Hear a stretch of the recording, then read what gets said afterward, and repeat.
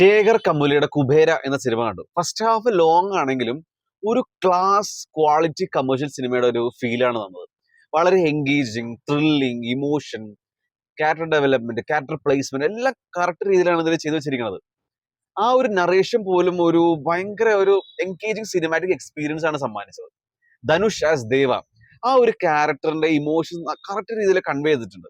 ആ ഒരു behaviour, mannerism, സംസാരം, ട്രാൻസ്ഫോർമേഷൻ എല്ലാം ധനുഷിന്റെ കയ്യിൽ സേഫ് ആയിരുന്നു. നമുക്ക് ആ ഒരു ക്യാരക്ടറിന്റെ ബുദ്ധിമുട്ടും വിഷമവും എല്ലാം നമുക്ക് മനസ്സിലാവും. ദീപക് തേജ് നാഗാർജുനാണ് ചെയ്തിരിക്കുന്നത്. പെർഫെക്റ്റ് ആയിരുന്നു. ഒരു ടൈലർ മെയ്ഡ് റോൾ എന്ന് പറയില്ലേ, അങ്ങനെ തന്നെയാണ് ഫീൽ ചെയ്തത്. ആ ഒരു ആന്റി ഷെയ്ഡ് ക്യാരക്ടർ നാഗാർജുന നല്ല സൂപ്പർ ആയിട്ട് തന്നെ ചെയ്തിട്ടുണ്ട്. നമുക്ക് വേറെ ആരും സങ്കല്പിക്കാൻ പോലും പറ്റില്ല. രശ്മി ആ സമീറ നീറ്റ് ആയിട്ട് ചെയ്തിട്ടുണ്ട്, എസ്പെഷ്യലി സെക്കൻഡ് ഹാഫിൽ. ജിം സർബാണ് ഇതിലെ വില്ലൻ വേഷം കൈകാര്യം ചെയ്തിരിക്കുന്നത്. പവർഫുൾ വില്ലൻ ആണ്. പക്ഷെ സെക്കൻഡ് ഹാഫില് ആ വില്ലന്റെ ആ ഒരു കുറച്ചും കൂടെ ബെറ്റർ ആയിട്ട് എഴുതായിരുന്നു എന്നാണ് തോന്നിയത്. പക്ഷെ ജിം സർബ് നന്നായിട്ട് തന്നെ ചെയ്തിട്ടുണ്ട്. ശ്രാവണി പുഷ്പമായിട്ട് നന്നായിരുന്നു. പിന്നെയും വേറെ കുറെ കാസ്റ്റ് ഉണ്ട്, അവരൊക്കെ നന്നായിട്ട് ഡീസന്റ് ആയിട്ട് തന്നെ ചെയ്തിട്ടുണ്ട്. പിന്നെ ഈ സിനിമയുടെ സെക്കൻഡ് ഹാഫ് അത്യാവശ്യം ഒരു അരമണിക്കൂർ ഡീസന്റ് ആയിട്ട് തന്നെ ഒരു എൻഗേജിങ് മൂഡിൽ തന്നെയാണ് പോയിക്കൊണ്ടിരുന്നത്. പിന്നെയാണ് ഈ സിനിമ കൈവിട്ട് പോണത്. നല്ല സ്കോപ്പുള്ള ഒരു സിനിമയും നല്ല സ്കോപ്പുള്ള കഥ തന്നെയായിരുന്നു. പക്ഷേ അതിന്റെ ഇടയ്ക്ക് ഈ യൂഷ്വൽ തെലുങ്ക് കമേഴ്ഷ്യൽ എലമെന്റ്സും റിവഞ്ച് അതൊക്കെ വന്നതോടെ ആ സിനിമ ഒരു ടിപ്പിക്കൽ തെലുങ്കു പ്രൊഡക്റ്റബിൾ ഒരു രീതിയിലൂടെ പടം സഞ്ചരിച്ചു തുടങ്ങും.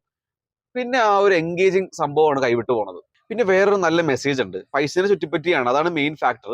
അത് പണക്കാരും പാവങ്ങളും എങ്ങനെ കാണുന്നു, അത് വളരെ അത്യാവശ്യം ഇമ്പാക്ട് തരുന്ന രീതിയിൽ തന്നെ പറഞ്ഞിട്ടുണ്ട്. പക്ഷെ സെക്കൻഡ് ഹാഫിൽ അത് കുറച്ചും കൂടെ വേറിട്ട രീതിയിൽ പറഞ്ഞായിരുന്നെങ്കിൽ ഒരു കിടിലൻ വിഷ്വൽ എക്സ്പീരിയൻസ് തന്നെ ആയന കുബേര.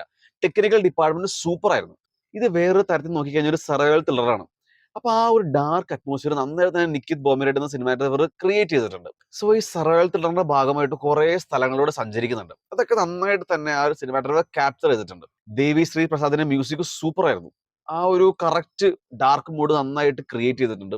നല്ല സ്കോറിങ്ങും നല്ല സിനിമയ്ക്ക് ചേർന്ന പാട്ടുകളും എഡിറ്റിങ്ങും ഈ സിനിമയുടെ സ്ക്രീൻ പ്ലേക്ക് അനുസരിച്ച് കറക്റ്റ് സിനിമയെ ക്രിസ്പാക്കാൻ നോക്കിയിട്ടുണ്ട്.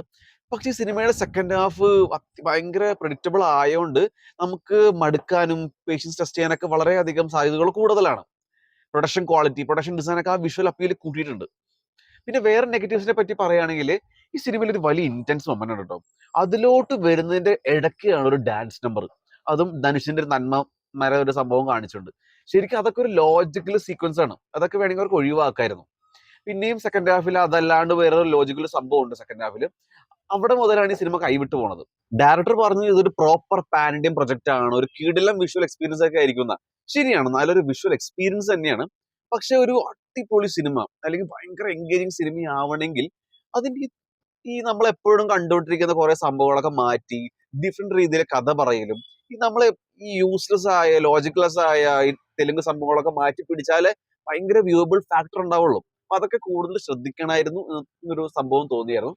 പക്ഷെ മൊത്തത്തിൽ നോക്കിക്കഴിഞ്ഞാൽ എനിക്ക് കുബേര ഒരു ആവറേജ് പ്രൊഡക്റ്റ് ആയിട്ട് മാത്രമേ തോന്നിയുള്ളൂ. പക്ഷെ വേറൊരു പേഴ്സ്പെക്റ്റീവ് നോക്കിക്കഴിഞ്ഞാൽ ഇതൊരു ഡീസെന്റ് ബോൾഡ് അറ്റംപ്റ്റ് തന്നെയായിരുന്നു ബൈ ദ ഡയറക്ടർ.